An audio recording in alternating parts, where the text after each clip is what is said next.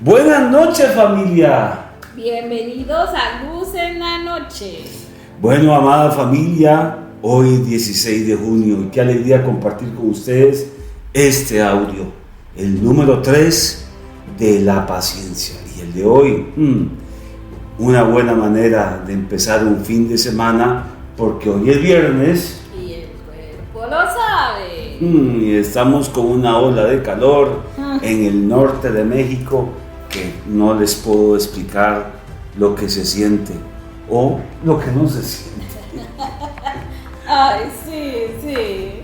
Pero vamos con algo maravilloso, familia. Por favor, escúchenlo, atesórenlo, grábenlo en su alma y sobre todo también compártalo con personas que necesitan.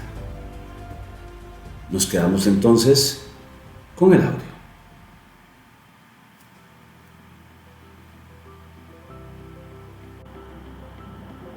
La fe que nos da la victoria, la fe que vence, amada familia, la fe que proporciona un verdadero knockout y se sale con su victoria. Para contextualizar, leamos Génesis capítulo 22.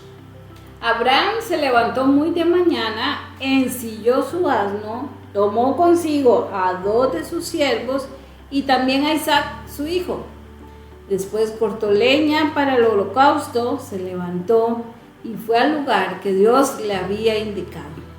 Un texto que nos prepara para esta verdadera victoria, para este verdadero cierre. La fe, familia, debe ser siempre una cualidad que distingue a todo hijo de Dios.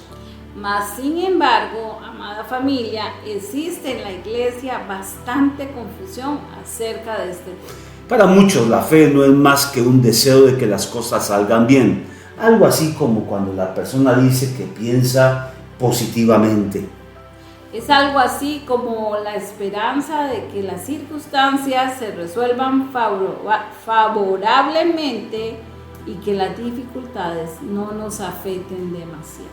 Una llamada de atención que escuchamos con cierta frecuencia en la iglesia es la de hacer las cosas con más fe. Esto delata una convicción, una idea de que la fe se refiere a manifestar mayor entusiasmo en, por ejemplo, los emprendimientos. Mas, sin embargo, el versículo de hoy nos da una clara idea de que la fe es algo enteramente diferente. Veamos. Las instrucciones de Dios que llamaban a Abraham a ofrecer en sacrificio a su hijo Isaac, ubicaban al patriarca, a Abraham, en el centro de lo que podría ser una verdadera crisis personal. La noche anterior a estas instrucciones debieron haber sido una interminable agonía, mientras Abraham luchaba con las reacciones naturales a semejante petición. ¿Cómo podría, por ejemplo, este gran Dios poderoso y amoroso pedirle su hijo? Su único hijo. Que tantos años lo había esperado. Y que, por cierto, fue Dios quien le había prometido a Abraham un hijo. Así es, el hijo de la promesa. Abraham no permitió que sus emociones fueran el factor decisivo en su comportamiento. ¿Escuchaste bien? Yo sí. Entendió que el Hijo de Dios es llamado a la obediencia, aun cuando no entiendo lo que el Señor está haciendo, ni el porqué de las circunstancias en las cuales se encuentra. Wow, esto marca una pauta muy importante en nuestra comprensión. La fe nos dice que confiemos porque Dios tiene el control, porque nada se le ha salido de la mano, porque Él sabe lo que está haciendo. La fe nos lleva a obedecer porque confiamos, porque sabemos que Dios nos ama y es fiel. En las palabras del apóstol Pablo, el Hijo de Dios es como un esclavo de la obediencia.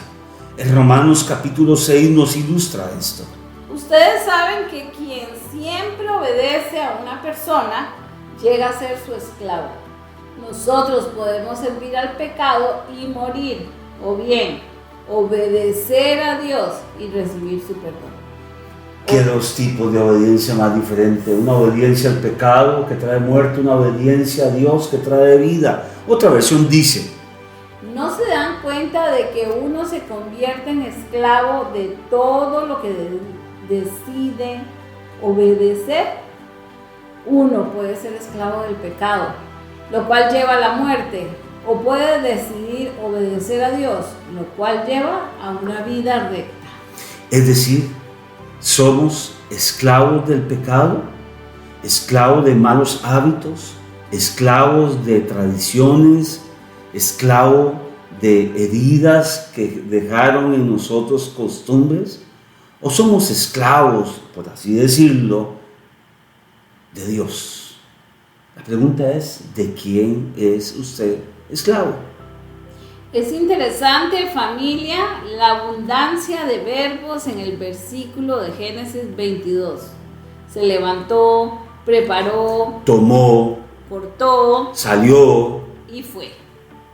Sin importar la magnitud de su angustia, el padre de la fe comenzó muy de mañana con los pasos necesarios para hacer lo que se le había mandado, mostrando de esta manera lo que es la esencia de la fe. Bueno, la fe es algo que no ha sucedido, pero creemos que sucederá. Mucha gente piensa que la fe es cuando ya sucedió. Ahí ya no es fe, familia. Por ejemplo, si Dios te dice que vayas a Israel, pues entonces tú vas a creer que Dios te va a proveer para eso. La fe es una convicción profunda en la fidelidad de Dios, que sin duda alguna conduce nuestras vidas a la acción.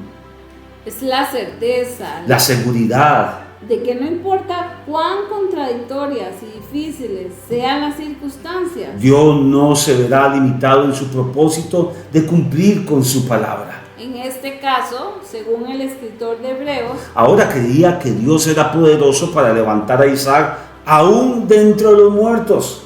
de donde en sentido figurado también le volvió a recibir.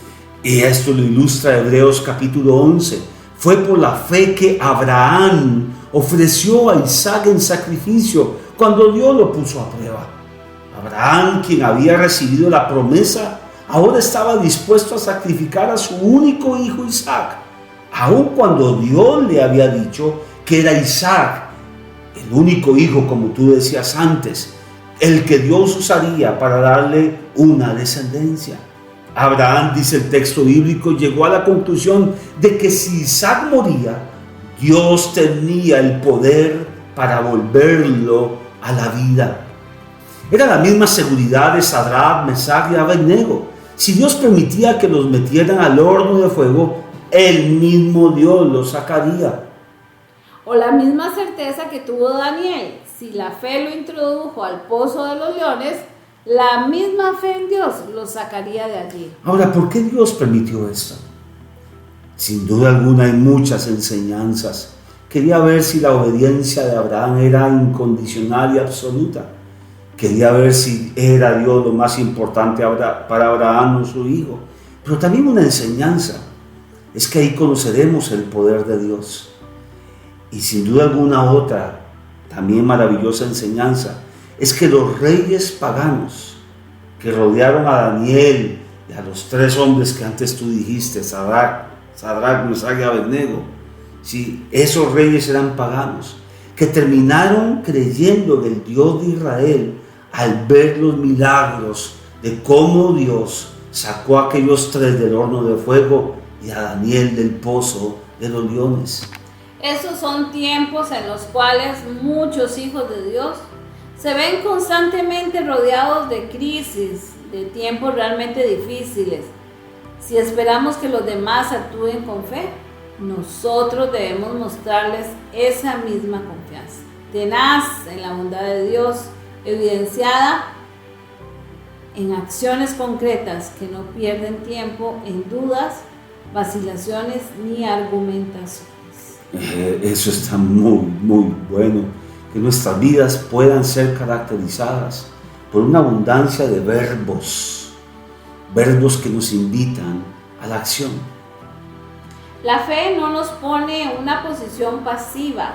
La fe nos desafía en creer que tenemos un Dios fiel.